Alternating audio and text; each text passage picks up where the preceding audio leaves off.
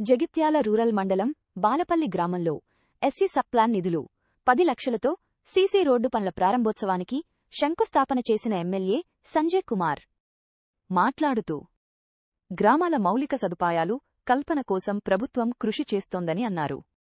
గ్రామంలో శ్మశాన వాటికి సమస్య పరిష్కారానికి కృషి చేస్తామని అన్నారు. ఇందిరమ్మ ఇళ్ల నిర్మాణంతో గ్రామాల్లో పండగ వాతావరణం. విద్య వైద్యానికి ప్రభుత్వం పెద్దపీట వేస్తుంది. విమర్శ చేసేవారి పట్ల ప్రజలు అప్రమత్తంగా ఉండాలని అన్నారు.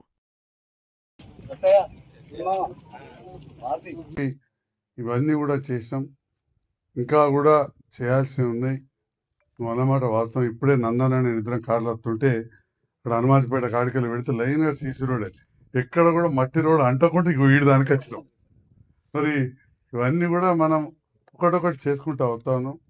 ఈ ప్రాంతంలో ఇందిరమ్మ రాజ్యం ప్రజాపాలన రేవంత్ రెడ్డి గారి నేతృత్వంలోని ప్రభుత్వంలో ఇందిరమ్మ ఇల్లు చాలా గొప్పగా వచ్చినాయి. మీరే ఇప్పుడే చెప్పిన దాదాపు 43 అని, మళ్ళీ ఇంకొక 25 ఇళ్ళు కావాలన్నారు. ఒక 60 ఇళ్ళు అంటే ఇంటూ 5 లక్షలు 3 కోట్ల రూపాయలు వచ్చినట్టు.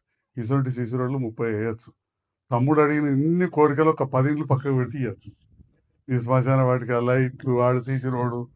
కానీ ఈ ప్రభుత్వం ఇవి కొంత చేసుకుంటూ ప్రధాన బాధ్యత ఇండ్లు లేని వాళ్ళకి ఇండ్లు ఇవ్వాలి. ఎందుకంటే గత 15-20 ఏళ్ళకెళ్ళి ఇందిరమ్మ ఇండ్లు అనేవి కావచ్చు, డబుల్ బెడ్రూమ్ కావచ్చు, మన పొరంలా బాలపల్లి, అర్పల్లి, హైదల్పల్లి ఎక్కడ కూడా మనకు కాలేదు. అటువంటిది ఇలా ఇండ్లు ఇచ్చే కార్యక్రమం. చాలామంది పేదవాళ్ళు ఉంటారు.